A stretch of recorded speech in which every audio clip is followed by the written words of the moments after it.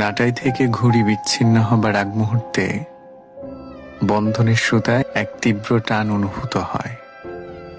মনে হয় এই বুঝি ছিঁড়ে গেল, উড়ে গেল দূরে।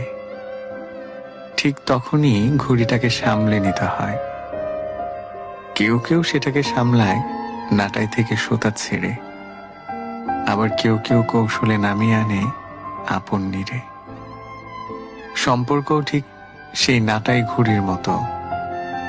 অভিমানের সুতায় টান পড়লে সতর্ক হতে হয়, সামলে নিতে হয়। অন্যথায় নাটাই থেকে ছিঁড়ে যাওয়া ঘুড়ির সুতার মতো মন থেকে হারিয়ে যায় মানুষের আত্মিক টান। দুজনেই হেরে যায়, জিতে যায় ইগো আর অভিমান। ঠিক যখনই পড়ল ভাটা তোমার গুরুত্বে, আমরা দুজন ছিটকে গেলাম